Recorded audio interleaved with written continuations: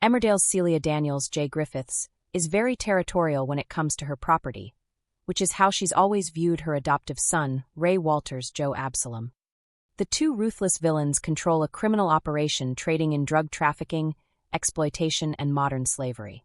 Running their shadowy empire from Butler's farm, they exploit the desperate and the vulnerable by grooming forced laborers such as Bear Wolf Joshua Richards into compliance, while using troubled teens like April Windsor, Amelia Flanagan, and Dylan Penders, Fred Kettle, to sell their drugs. It's a simple but effective working relationship. Smooth Talker Ray is the face of the operation, while Celia is the brains and the iron fist. It's a stretch to say the stone-hearted Miss Daniels is capable of trusting anyone. We're talking about a woman ruthless enough to shoot her own dog for attacking Patty Kirk, Dominic Brunt, and then threaten the poor vet to stop him running to the law. But the closest Celia comes to trusting anyone is Ray.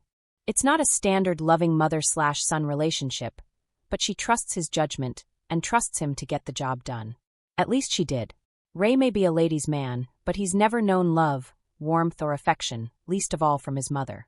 But in Emmerdale, he's found it in the most unlikely of places, Laurel Thomas, Charlotte Bellamy. In a brilliant twist, a man inhuman enough to make a living off the suffering of others has fallen for the sweetest girl in the village. Since Laurel's taken to the dating scene, she started warming up to Ray, and the two have been growing closer over the past few weeks. Ironically, Laurel is just the kind of girl you can bring home to mother, but Celia is not the kind of mother you can bring girls home to. Not if you ever want to see them again. Celia sees any kind of emotional connection as a sign of weakness, which is the last thing they need right now. With the cops closing in and too many growing suspicions among the villagers, they need to flee Emmerdale as soon as possible and start their operation again in pastures new. For Ray was Celia's public face, the smiling, silver-tongued man who could talk a bartender into a confession and talk a terrified teenager into loyalty. He was, as she had made him, precise and profitable. They were not mother and son in the warm sense that soaps sometimes made people believe. Their bond was architecture. Celia had raised him out of usefulness, another tool turned to a refinement that fit her hand. She taught him to value nothing softer than money, to trust no man who could be bribed, to smother sentiment before it grew teeth. He learned to laugh in the right places and smile wider when the room feared him. That was their truth. That had been sufficient for years. Then, incomprehensibly, he came home with a new kind of heat in his chest. Laurel Thomas was not a danger in any conventional sense. She was a woman crafted from gentleness and small, stubborn acts of kindness, the sort of person who could make a hospital waiting room feel like a greenhouse. To the predators of the world she was camouflage. To Ray she was a bomb, a proof that something like softness might exist without predation. Their first winter together was clumsy, urgent, and bright as Christmas lights. Laurel thawed things in him that had nothing to do with profit. He laughed more. He listened more. He misplaced calculations and began to measure time in minutes spent near her rather than pounds accrued. On Christmas Day he took Laurel into the village, to Jimmy and Nicola, and for once the facade of Ray Walters flickered. He did not count, he gave. He bought a bracelet that cost a sum that made Jimmy want to joke about crypto and Nicola to blush with curiosity. Laurel's smile at the gift was the kind of thing Ray had never known he was missing. He let himself be silly. He let the idea of staying, of belonging, bloom in the dangerous warmth between them. Celia learned about the day from Jimmy, as if the news had been delivered as a small, sharp present wrapped in innocence. He said it with the kind of casual pride reserved for village gossip. Ray spent Christmas with Laurel, he said, while Celia measured him with a slow, cooling gaze. The sentence had the consequence of a sledgehammer. She confronted Ray in the Woolpack later, a place where the warmth of the pub had once been a social lubricant until the sense of danger she radiated made people keep their conversations tight. Ray tried to keep it light. Laurel arrived then, bright and unprepared for the way Celia's eyes filed at her, as if assessing whether a person's edges might be useful to his mother. "Try not to, dear," Celia said in a voice that made the air in the pub shift. "It doesn't suit you." The barb had the precision of a well-oiled trap. Laurel's smile froze, small and fragile, then faltered. The humiliation hung in the room like a stain. It was enough for Celia. The question that replaced polite conversation in the Woolpack was no longer about the best seed supplier. It was where Ray's loyalties lay.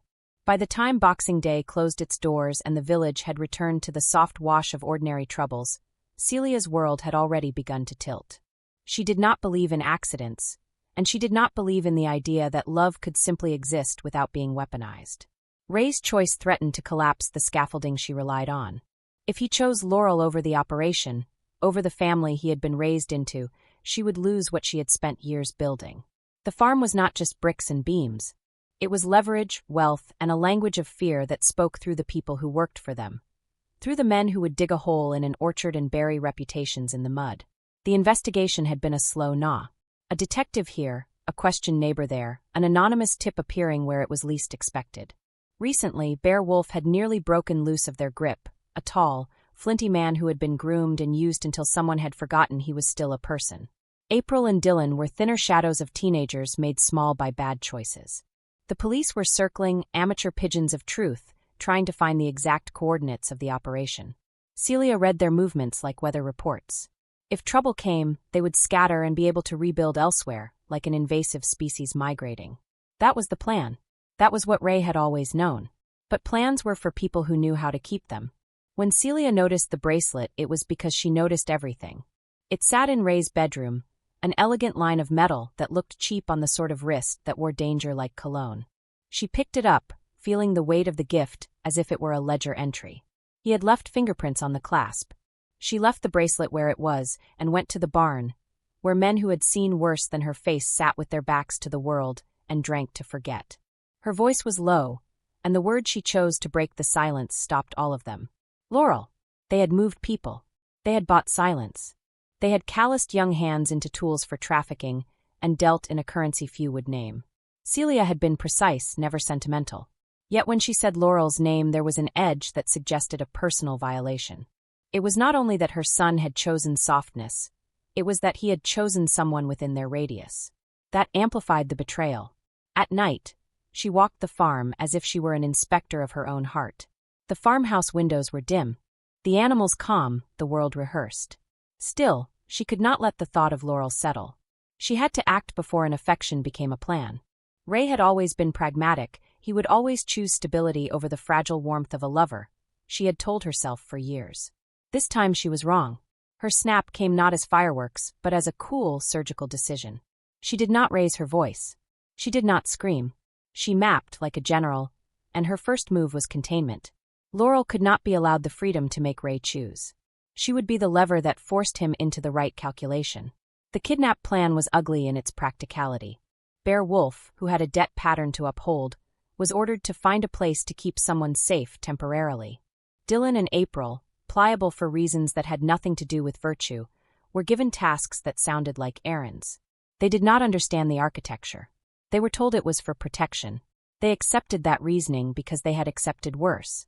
Laurel was taken from the woolpack in a moment so ordinary that no one clocked the anomaly. She had gone outside to get a breath of air, to laugh off the prick of Celia's comment. A van door had closed and she was gone. There was no scream. There was only the soft, astonishing way daily life swallowed the unexpected. Jimmy and Nicola found a napkin with sauce on it, and a chair shoved back as if someone had been interrupted. Nobody saw the van until it was too late.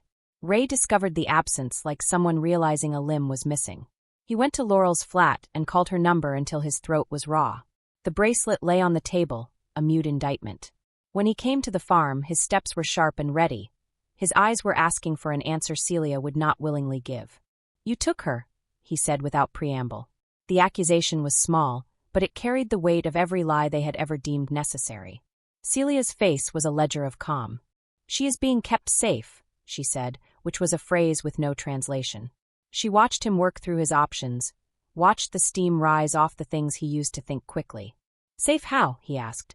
"From people like us," she said, and offered the smallest, most venomous of smiles. "From what we try to protect them from." Ray's hands clenched. He was a man who could confront and negotiate in the same breath. He could handle threats of men with guns, but he lacked the instinct to meet his mother's cruelty with the same coldness. His love for Laurel had already made him soft. She had given him something that memory could not buy back. "Bring her back," he said. Celia tilted her head. "I cannot do that, not yet. You will see why." The next hours were a torture of waiting. Celia allowed time to act as distillation. She wanted Ray to feel how his frivolity with tenderness had set them at risk. She wanted him to understand that loyalties could not be divided. Finally, she pulled him behind closed doors, into the room where payment books were kept, into a place where even the light seemed to listen. "Choose," she said finally. The word was a closing sentence. Ray refused the first time. He told her that he loved Laurel, that she was not part of the world they ran, that his affections did not dissolve obligation. Celia listened like someone taking notes. When he looked at her the second time, he was pleading. The third time he was quiet, the way a man becomes when he is feeding a calculation for a future he hoped would include both the warmth of the girl and the safety of the farm. "You will lose everything if you do not understand what I am giving you," she said. He understood. He had always understood risk. But where Celia spoke of loss in pragmatic bricks and pounds, Ray felt the misery of losing a person. The trade-off was obscene. The silence, there was a chasm. His fingers found the bracelet, as if to hold on to the last proof that the world could still be bright. Celia's plan was not merely to hold Laurel. It was to reshape Ray's calculus so thoroughly that his next decisions would be anchored in fear more than affection. She asked for loyalty in the currency of threats and shadow. She gave him deadlines in the form of threats made to people he loved. She framed her cruelty as inevitability. What Celia did not predict was how tenderness would fight back. Ray went to the men who had worked for them for deeper reasons than payment, and instead of bargaining, he did something the farm had not accounted for. He became a man who could not swallow the idea of someone being taken because of love. He took the farm's ledger and burned parts of it, a symbolic gesture of defiance that did more than ruin a record. It was an act of subtraction from the power she thought she owned. Then, quietly and with a steadiness that unnerved the men, he found those who had been used and promised them something no one had promised them before, a way out if they would risk it. Celia heard about the fires from Bear Wolf, the man whose loyalties had fractured the day he was asked to take Laurel. She arrived at the barn and found the men gathered like crows around a bonfire of their own making. Papers curled into the air and turned to ash, and where knowledge of transactions had once lived, there was now only smoke.